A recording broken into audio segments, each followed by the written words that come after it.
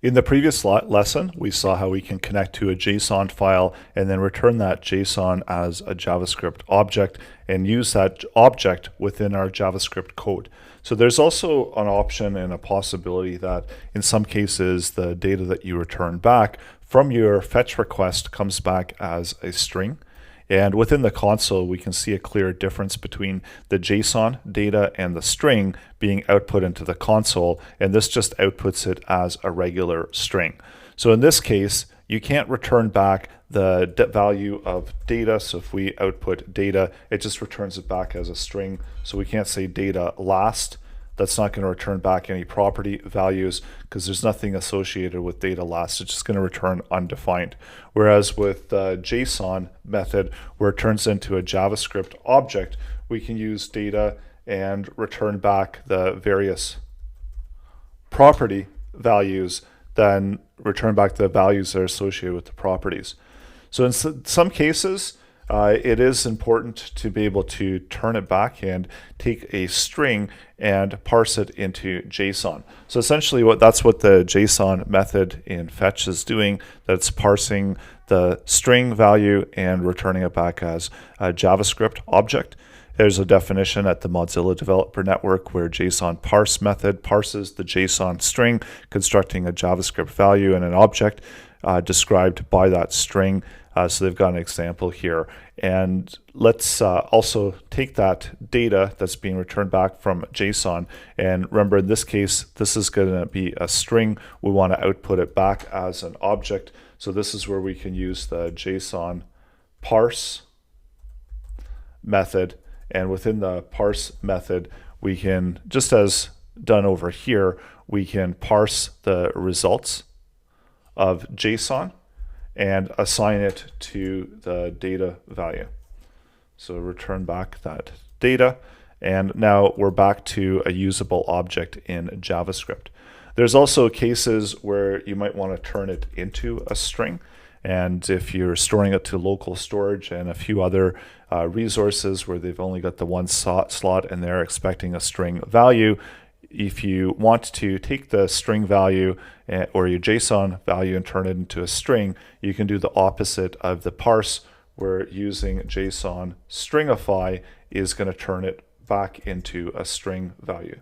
So taking the data, turning it into a string, and if we do a console log of the string, we're going to see that now it's once again within a string format. So that means that we can't separate it out. We still have the data value here. We haven't reassigned data to a new value. It's just been reassigned. It's been assigned that the JSON stringified value has been assigned to data. And I'll give you a quick example of how we can use this JSON object and store it into local storage. And we're going to store it as a string value into the local storage. So right now we're outputting it into the console. Let's comment out both of these. We're returning it back as text value, and then we're parsing it into JSON to a usable object. So let's keep that, and then we're turning it back into a string. So once we do retrieve the data back, we can use the local storage and set an item into the local storage.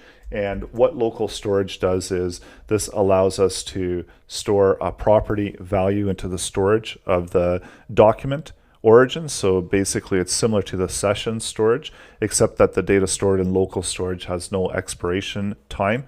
And also the data stored in local storage. So this is relevant to the browser. So set item, and it expects two properties. And these are going to be string values that it's expecting. So one of them is going to be the property name. So this is going to be whatever the property name is. And then on the other side, it's expecting a value of the value that's being stored. And in this case, we've got the stringified version of the JavaScript JSON object. So now we've set the item into local storage, and we can also go to retrieve the item from the local storage. So when we load the page, we don't necessarily need to make another request to JSON if we already have it existing. So let's set up a condition to check to see if there is a value for this. And if there is within the local storage, then we can return back and assign the value. Otherwise, we can make the request to the function to fetch the data. And either way, we're going to output the data into the console in the end. So going into the function and get the local data, and using the local storage method and get item, and the item that we're getting is going to be referenced under temp. So it's going to return that value back. And let's log into the local storage, the data value. So that's going to output it as a string. And because it is expecting a string parameter, if we want to make it back to a usable object, then this is where we can use the JSON parse and parse that data into a usable object. So let me do a quick update on this. And the first time that we run it, it's going to return back null. So we can have a condition to check to see if local data doesn't exist. And if it doesn't exist, then that's where we're going to make the request to my JSON.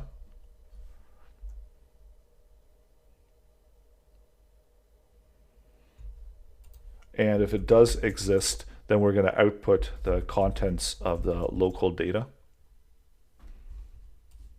And I'll just move that console message into that function. So it does exist. So we're just outputting it into the local data.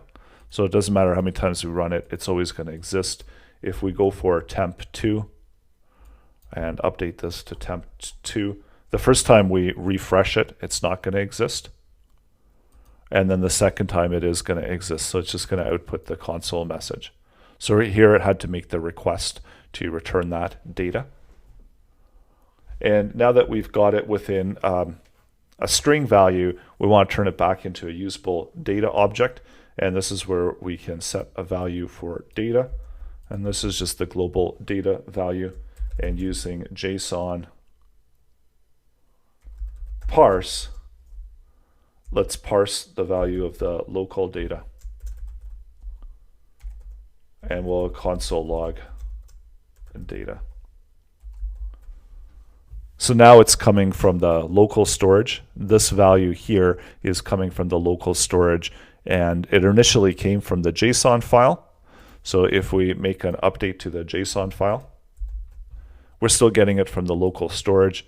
If we update the value for the local storage, it's going to make the request to the local storage with the property name of temp3, and it's going to, first time it's going to save it into the local storage.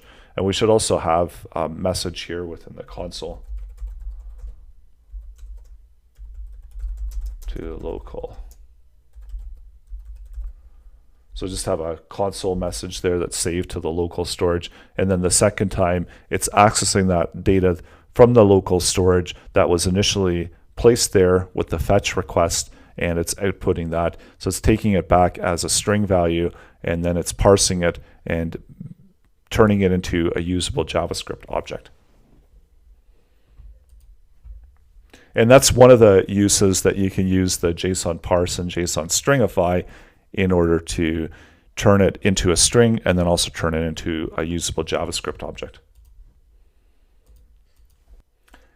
The challenge for this lesson is to get the fetch content as text. So just update the method to text instead of JSON. Use the JSON parse method in JavaScript to turn the string object into a usable JavaScript object. And then use the local storage to save the string version of the JavaScript object. And then lastly, use the parse and the stringify in order to store and retrieve it from local storage.